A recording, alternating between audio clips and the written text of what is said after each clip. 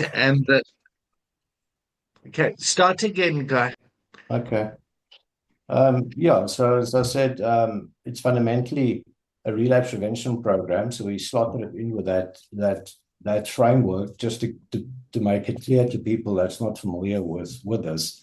Um, but that's not its only function. The main function is to sort of enhance what we call recovery resilience and flourishing. And in the sense, what we call recovery resilience is sort of our own term we've come up with to explain, to define something. And we define recovery resilience as the capacity somebody has to apply and use recovery capital in the fullest sense of the word, individual, social, 12-step stuff, finances, etc.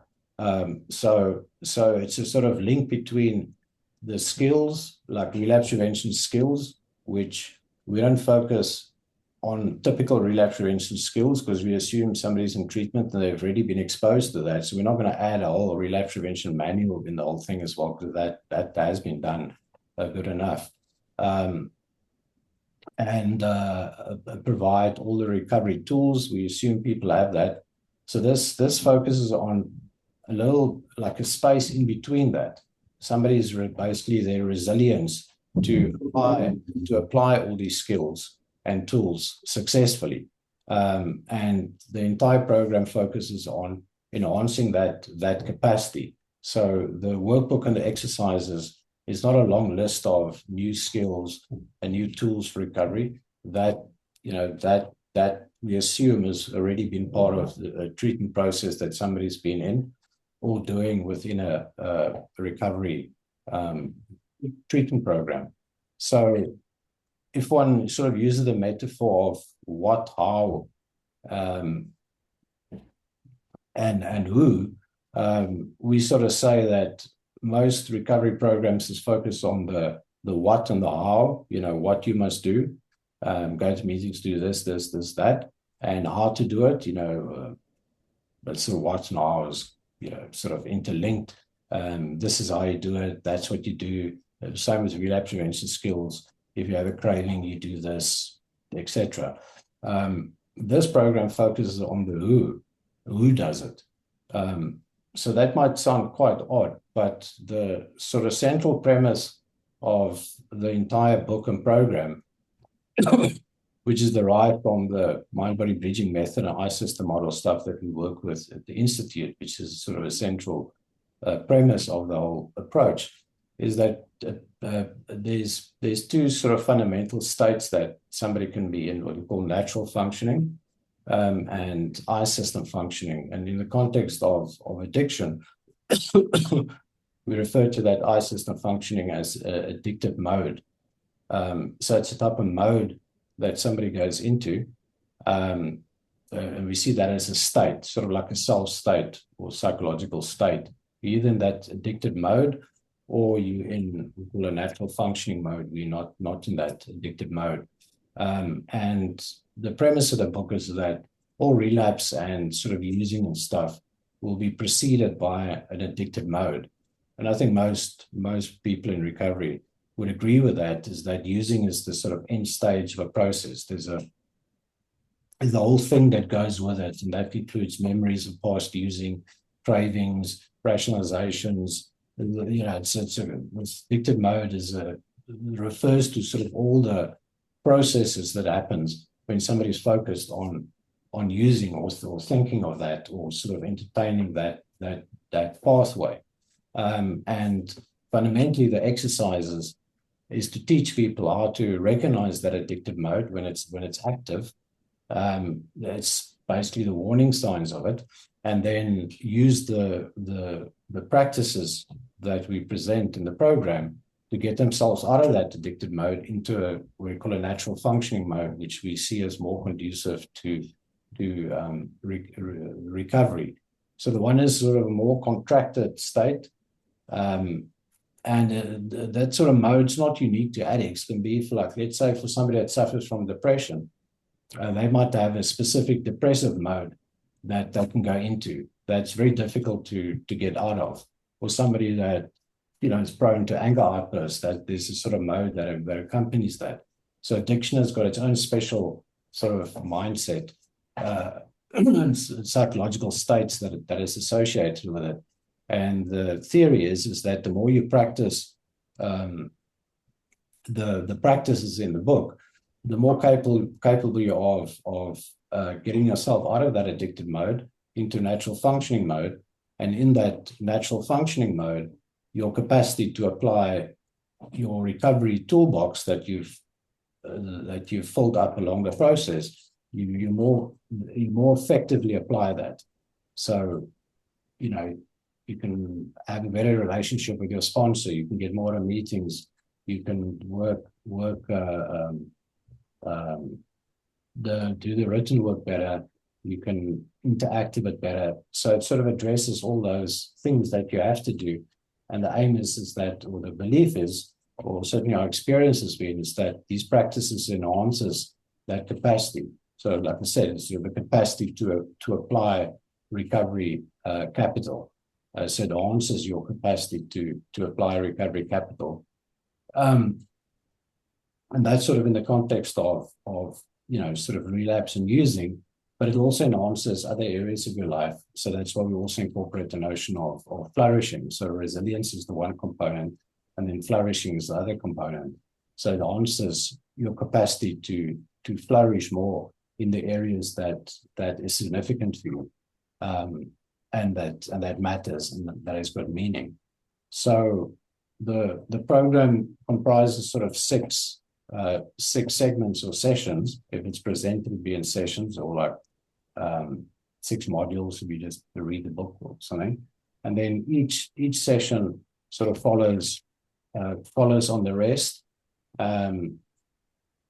Let's go through the chapters. First one is dealing effectively with high-risk situations, then coping with cravings and triggers. Then you can't fix what's not broken, break the addiction cycle, the requirements that bind us, and your recovery resilience practice. So maybe to say something about the sort of model, like I think which is very applicable in the context of addiction. One of the 2 constructs in the model is the notion of a depressor and a fixer. So the approach highlights that there's two, let's call it psychological processes that can kick off when the I system is active. And the theory is the reason the I system can become active, or the addicted mode can be activated, is when certain requirements one has about yourself, others, or the world is not fulfilled. And that's sort of a threat to one's identity and sense of self. And when that happens, there's this depressor sort of voice that kicks in, which is filled with negativity. And then to counteract this negative state, this fixer kicks in to make it basically medicate to a large extent that negativity. So in the context of addiction, when those 2 processes are active, then very often for addicts, their fixer, the way they operate to fix negativity and painful feelings, etc., is to use substances, which is obviously the final stage. But before you get to substances, there's all sorts of other dysfunctional behavior. Like Patrick Carnes, when he speaks about the 2 circles, this is sort of like the middle circle stuff as well. And those middle circle behaviors, that can eventually lead to relapse. So the sort of midway through the book, people are introduced to that, and they can see how these 2 psychological processes have contributed to their sort of addiction dynamics. How this depressor kicks in, and then how this fixer kicks in to try and fix it. That's what's called the fixer. And this leads to sort of this addiction, a type of addiction cycle. And part of that addiction cycle is this addicted mode. So the whole process is making people more familiar with this mind state that we call, and it's not just the mind state, it's a sort of body state as well, that we call the addicted mode, and the dynamics of this addicted mode, depressor, fixer dynamics in the cycle. And as people go through the book, they sort of understand this mode better and develop more practices to identify this mode. The 3 main things we focus on is requirements, the depress activity, and fix activity. And once they become familiar activities, then they're more capable of identifying it and sort of interrupting that cycle and get into what we call a natural functioning mode, and then they're in a better state to actually work with the recovery program that they've been taught all along. So throughout the process, we sort of put a lot of it in the context of the 12 steps as well, because most people will be working within a 12-step context and certainly within a recovery capital context. And then towards the end, they sort of develop what we call a recovery resilience practice, which is these 7 practices that they've learned through each of the 6 sessions. And then we guide them how to incorporate that as part of their sort of overall recovery program. So within a treatment environment, the aim of this program is to enhance the rest of the treatment. So it's not so much like CBT, okay, we're going to teach you a new methodology and that method is going to help you with this. Even though this focuses on sort of relapse prevention to some extent, the actual aim is to enhance everything else around it, is to make people capable of using the other things that they already know slightly more, or significantly, in some cases, more optimally. Because the theory behind this approach is that what we've sort of identified is maybe could be said to some extent to sort of unarticulated hindrance within a lot of people's recovery, what we call this sort of I system activity or this addictive mode. And by understanding this hindrance, we take this hindrance away or work with it at least. It's going to, it's sort of like taking a lot of rocks off your back, you know. It's not necessarily giving you a new skill, well, it is, well, not in that metaphor, but once you've taken the rocks off, it's a massively more easier to walk and do all the other things you need to do. So in that way, the program sort of sees itself as a method of subtraction and trying to make somebody's load lighter. So what it's sort of subtracting, in a sense, is a lot of the requirements that we believe lies fundamentally related to this addictive mode.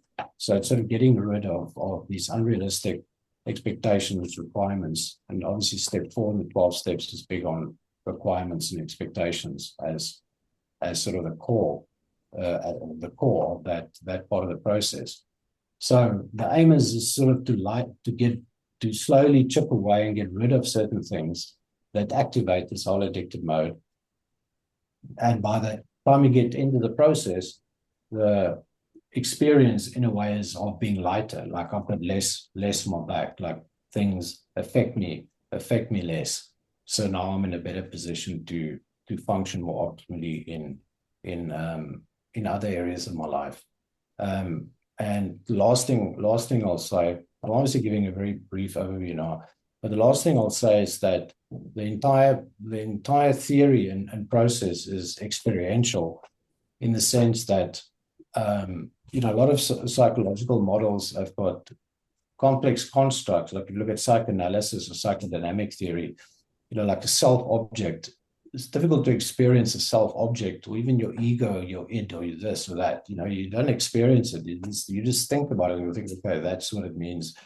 But in this process, every sort of construct that you identify can be experienced firsthand by doing the exercise.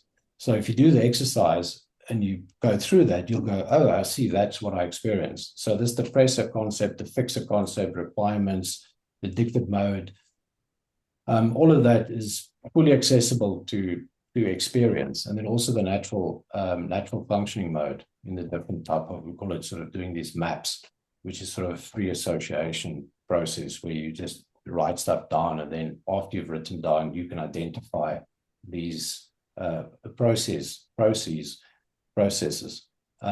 So in that way, the way that it's delivered and the way that it's learned is entirely experiential. So I just said to David as well, from a facilitator point of view, very little preparation is needed to sort of fully grasp it. If you just done it yourself, or if you do it with the clients in real time, you sort of get it as you go along. So the aim there is sort of simplicity, ease of presentation, and experiential, in the sense, once you've experienced something, you don't need to learn about it. You've just experienced it. If you taste the apple, you're going to know how an apple tastes, and that's that. You need to say much more about it. Yeah, so in the context of a treatment process, this will be something that would fit in sort of past, let's say, the sort of even though it will actually help with some resistance as well, but it's more suitable sort of that post step one, post somebody's in denial, let's work through all the denial stuff, where somebody is more accepting, like, okay, I need to work a program now, what do I do? So it's more adaptable for sort of that phase of it.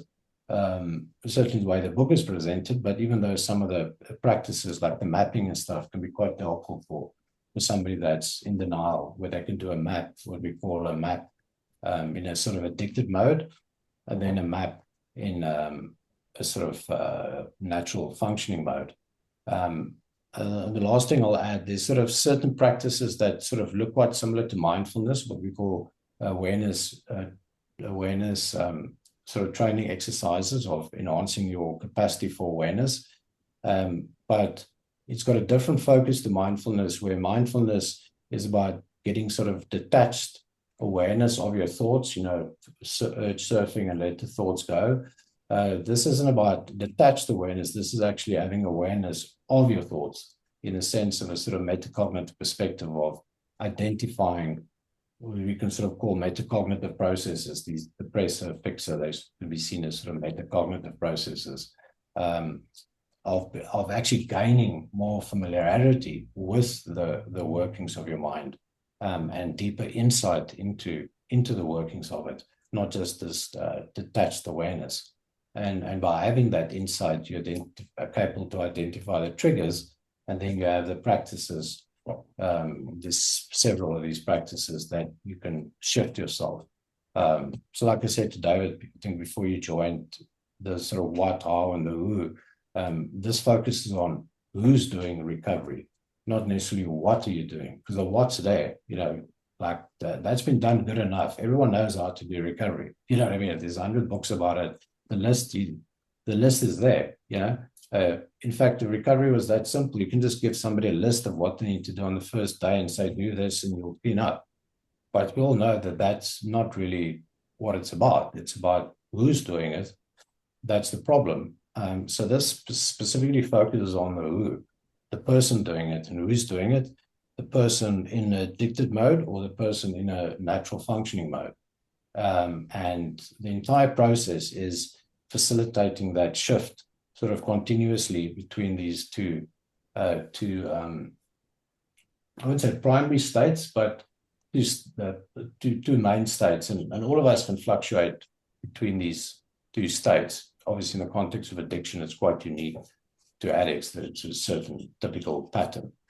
So maybe I'll just leave it there. Running time there. Yeah. Thank you, Guy. Paula, have you got some more time? Have you got a bit more time? I need to leave at 10 to 11. Oh, okay. So are you in? 11. Yeah. So are you in addictive mode at the moment? Because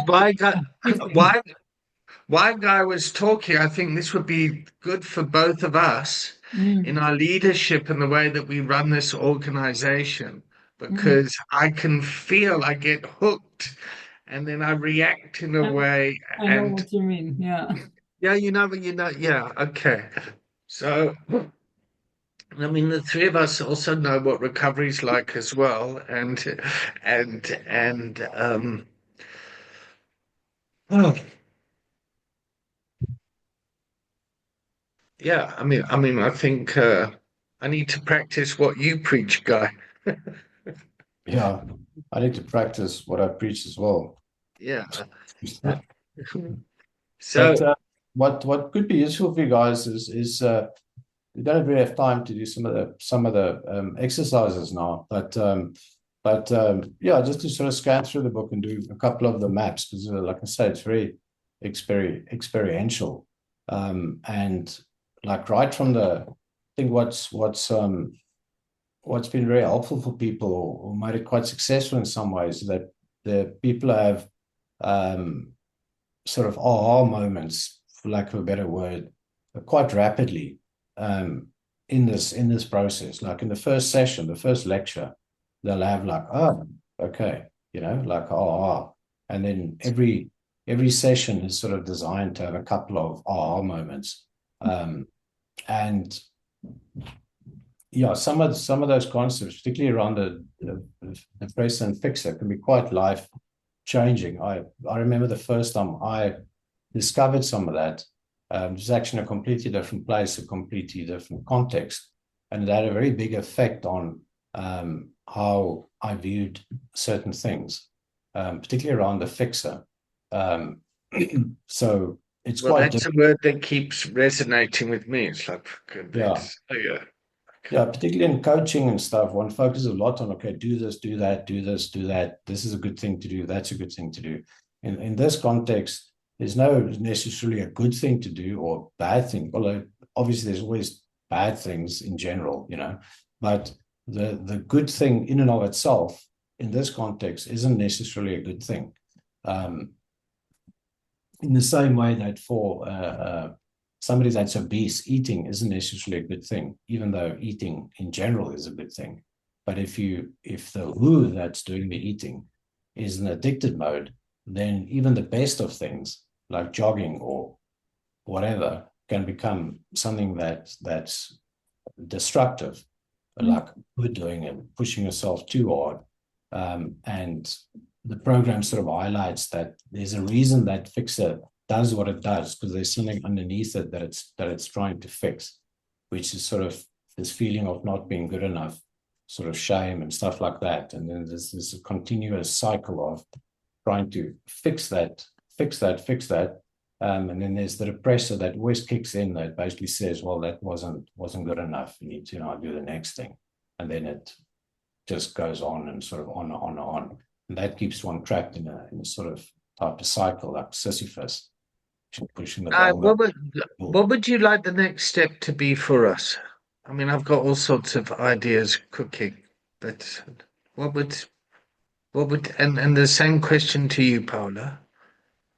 No, let me just shortly reflect. I'm very impressed by by the program and the terminology, and it all makes a lot of sense, and it's linking beautifully to to the recovery wellness program that we teach, that we try to live ourselves according to. But so the practical side of it is exciting me a lot because this who part is really just I can understand it's a kind of it's really on the applying side of things, and and that promotes indeed the sustainable recovery and the new lifestyle that we talk about, right?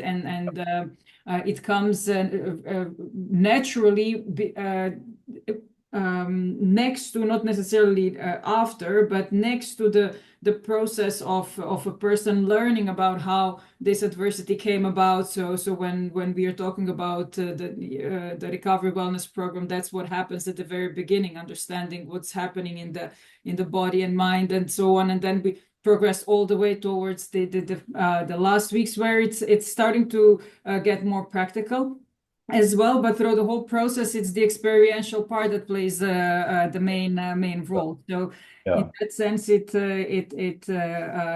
intervenes beautifully with the program that we are used to, and from here on, it's then really getting to know the program in more details. It's introduced beautifully now as well, and thank you so much. I purchased the ebook, so I'm busy going through it. But now back to David's question. Indeed, what would the next step look like for you, Guy, from here?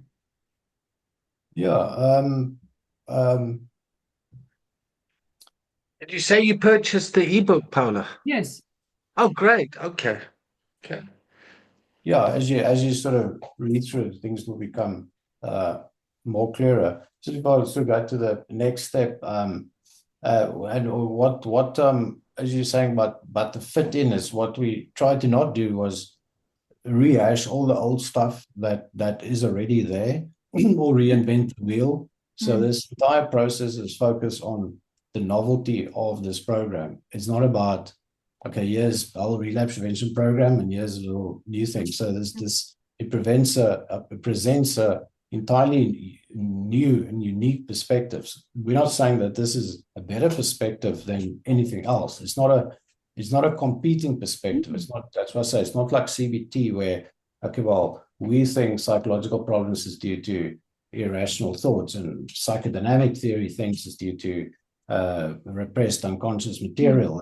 ICT thinks so. It doesn't present itself as that. It's not a competing theory that it just brings a novel perspective, if you will, and then one can see, well, see, that's how it ties in with psychodynamic theory. That's how it ties in with CBT. That's how it ties in with ACT or whatever. Or that's how it ties in with the 12 steps. So yeah, we've stuck to the novelty of it, not to make it comprehensive, because otherwise the book would be that thick. Yeah. So it brings a very different insights, not like more of the same. Yeah. And I think that's why people quite enjoy it as well. The people that have trained in it and the addicts gone through it, it's like, oh, this is like something different. It's sort of exciting in that way, learning something different, Yeah, as far as next step, yeah, I'm not sure.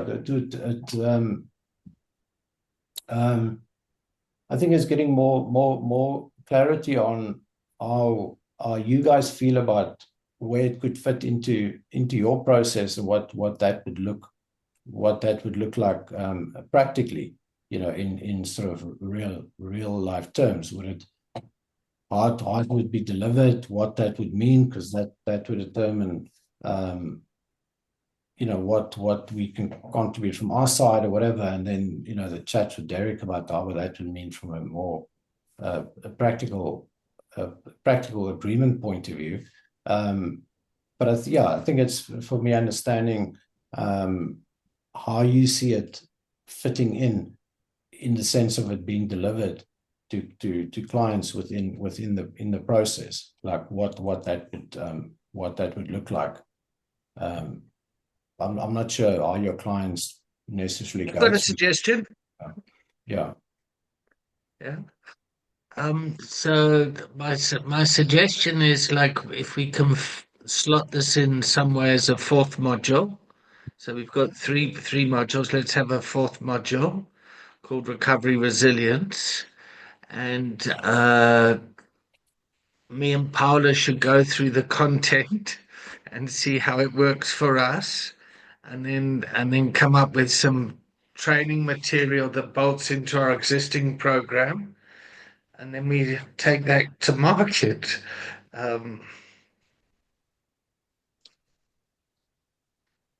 That's my first idea. Yeah. You're talking about the fourth module in the recovery wellness program. Well, we've already got spiritual principles, which is a 12-step stuff. The brain and mind, which is a neuroscience stuff. There's the community and growth, which basically means go out there and hang around in places that are going to support your recovery. And here now there's the resilience side of this. You're showing up in many, many different roles. When are you showing up with your activated mode?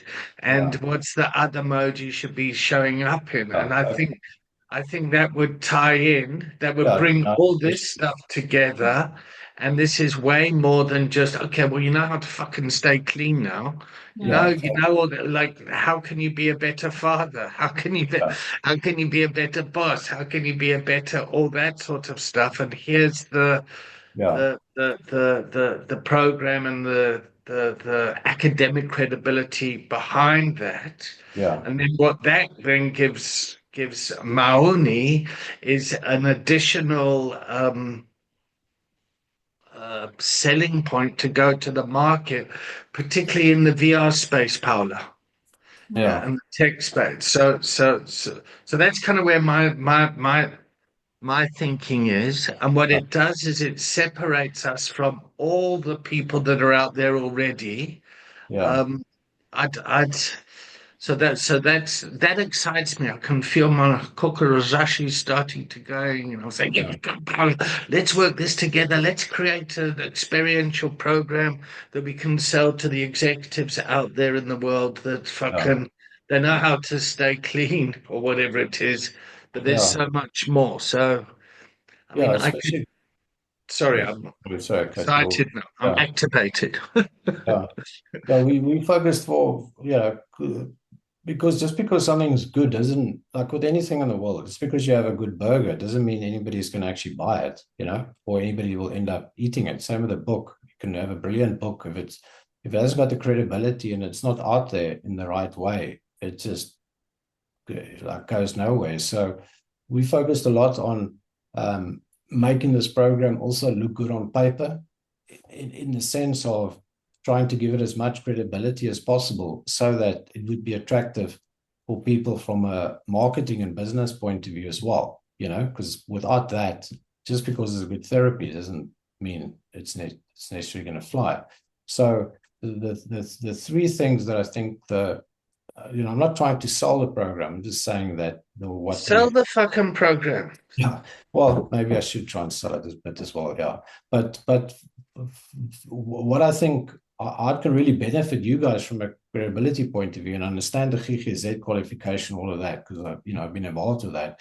And all of that is how it looks on paper to somebody that's got absolutely no idea of what recovery programs are, because they're not therapists, they business people, they insurance people. And I think that's a mistake most therapists make that I've worked for all the years in projects is we like, well, let's focus on the unconscious. And people that aren't familiar with this, they have no fucking idea what you're talking about. So it's not like you're selling them anything by explaining how brilliant the program is. It's a language they don't understand. They can't tell if CBT or ACT slapped them in the face if it's any different, So what we focus on is how does it look from the outside to a non-clinical person? And the three things that I think looks fantastic, which I also think is literally, I can't think of another, there are maybe Alan Marlett's relapse prevention, as I think it's got that level of credibility because it was done at a very reputable university. But for the rest of the most recovery programs, I don't think it's got what this one's got. And the three things that it's got, firstly, it's a Cambridge University Press publication. There are very few number one published in the world. There are very few addiction books published by Cambridge in general, so that's unique.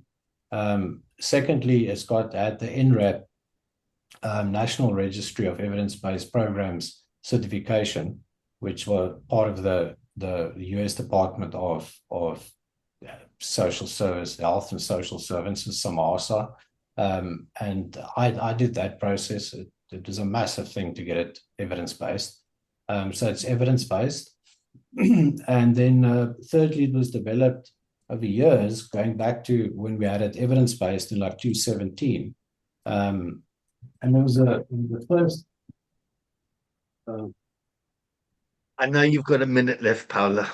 I'm watching the clock for you. The first version was published through New Albringham. Anyway, to cut the long story short, it's done at a very reputable university, Utah State University.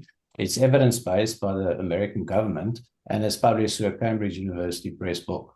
Now, put those three things together, I think those are the type of stuff that perks a non-clinician's ear as to, is this thing credible or not, or is it just something some therapist sucked out of his thumb?